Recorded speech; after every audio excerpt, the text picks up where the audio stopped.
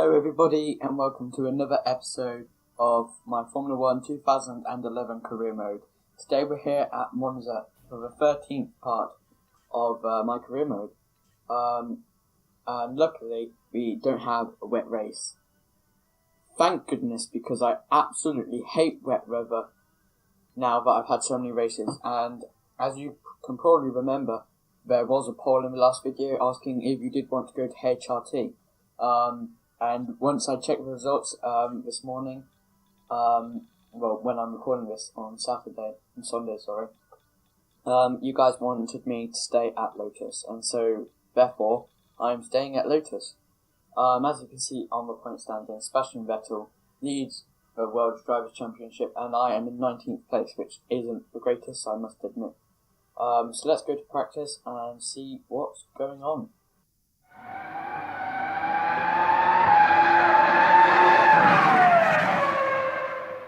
So nothing special really happened in practice. I knew what setup I was going to use, and that was basically taking off my front wing and rear wing for literally no downforce whatsoever, the lowest downforce I can possibly have. However, there was an R&D objective, which I don't think I've had for quite a while now, and so I was quite happy to see this, and to see that my car was still being upgraded, and Lotus haven't gone bankrupt and totally just forgotten about me.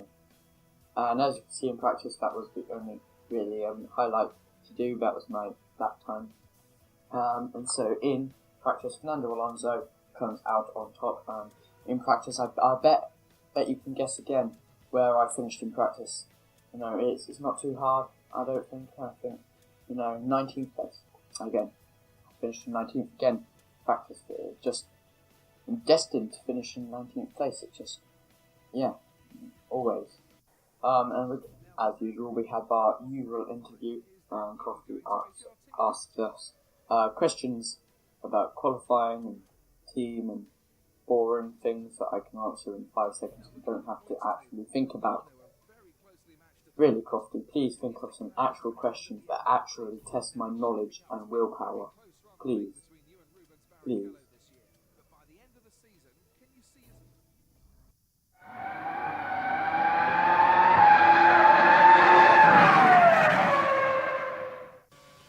And in qualifying, we start things off with going side by side with Michael Schumacher and the Mercedes to set our first qualifying lap, which wasn't the greatest, and I ended up going out again to do another lap. And as you can see here, this is the start of my second qualifying lap, so I'll leave you guys to watch this.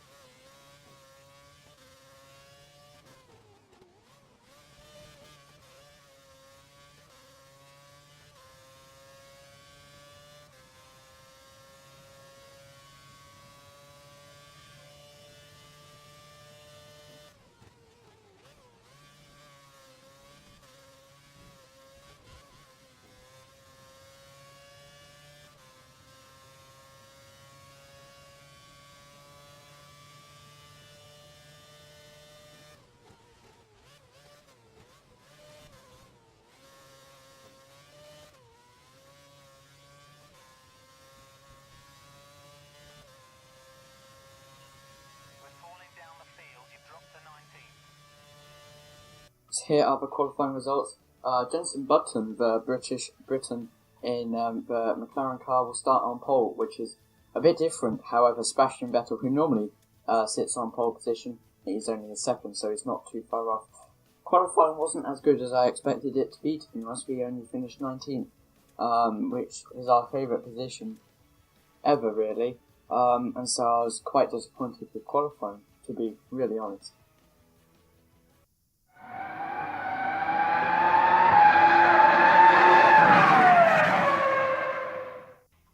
And yet again, for the 13th time this season, we are starting to race. Our rival is starting 10 positions ahead of us in 9th place, and our teammate is only starting 1 position behind us, which isn't too bad for him, to be honest. He's been starting way back last position in some races. And so here we go. 5 lights are going out, and away we go. And hopefully we can get a very good start. We put it straight up into Richmond as we always start with way too much fuel. And we've already crashed into the Force India, Paul Di Resta and Nick Heidfeld. Everyone is going very wobbly. I'm not exactly sure what the British Sprinter driver was doing. Everybody cuts the chicane. I'm not sure why they do that. Come on, guys. And we've already picked up 6 positions in all of that chaos. We were up into 13th place, which is astounding, really. I didn't think I'd pick up this many positions. I was trying to take it cautious into turn 1. And here you can see now I'm going down the inside/outside through the chicane of the other Lotus Venom driver of Nick Heidfeld. No, not the other one. What am I talking about? Coming through the Lesmos. We tried to go around the outside for the Lesmo 1, but that just didn't work out. So into Lesmo 2, we send it down the inside, Nick Heidfeld, and we've got the 3rd position. And so that's 7 positions in the first lap, which I think is pretty good.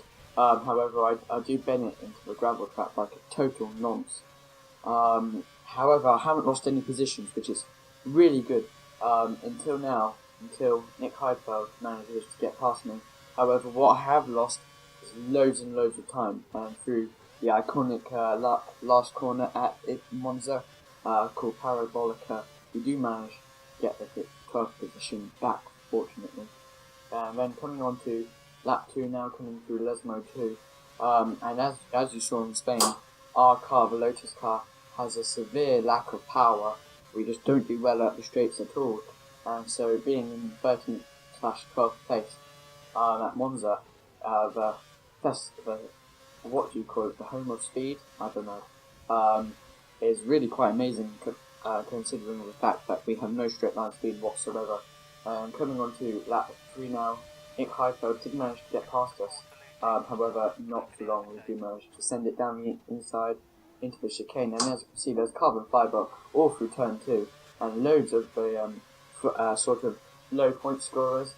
They've all lost their front wing, and we do manage to get past the Mercedes and Ferrari of Massa, I think, and even the Briton Lewis Hamilton and the McLaren. We do manage to get past him, and if you look into the top left corner of the screen, can you see that number there? Can you see it? It says P9.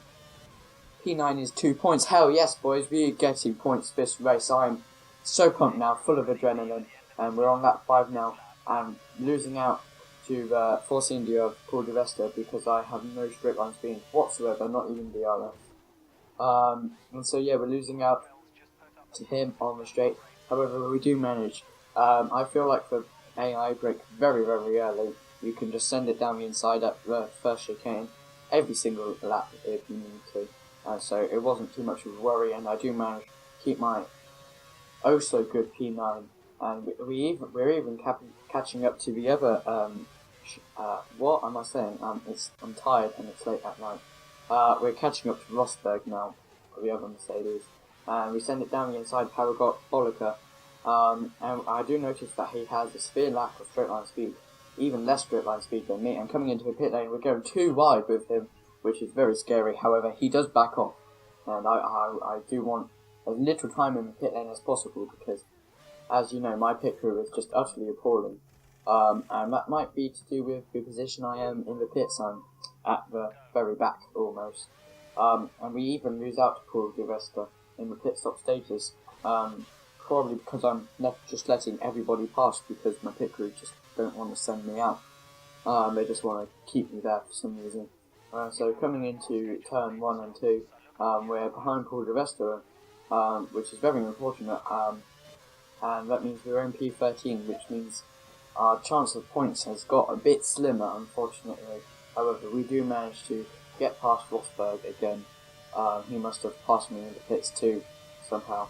And coming into turn 1 again, we do manage to get past Sergio Perez in the Sauber, coming out of the pit lane.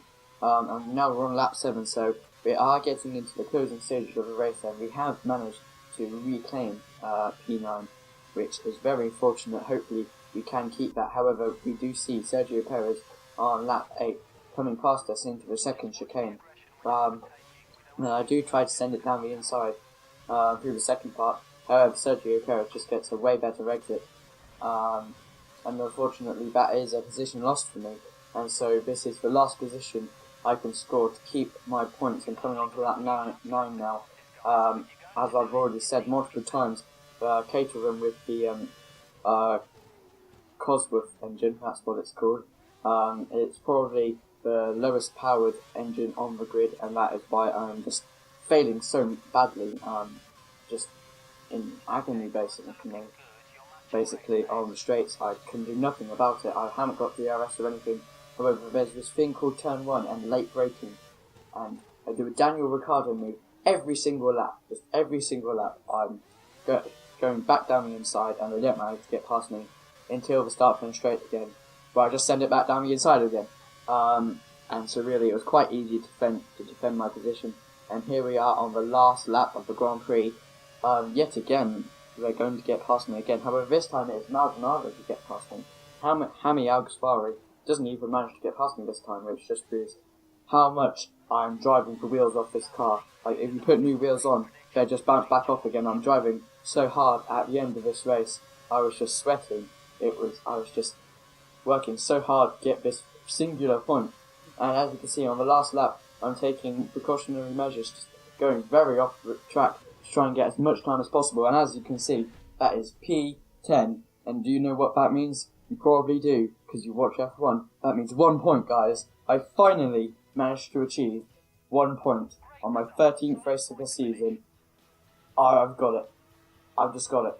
Bam! I worked so hard this race for that point. I've just managed to get it. I felt so happy at the end of this race. I literally just shouted in excitement, and I had so much adrenaline too. It was just absolutely fantastic. The race wasn't that enjoyable for me, to be honest. However, it made it all worth it at the end, just because of that point. And I haven't said this yet, but this race was actually my second attempt.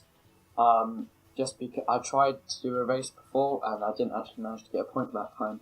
However, when I was trying to take the thumbnail for that video, the game crashed and didn't save my race, so I had to do it all over again, which made me so grumpy. However, Sebastian Vettel does still lead the Drivers' Championship, and guess what? I've gained a position in the Drivers' Championship. That is just fantastic. Wow. I'm speechless, really. It's really just...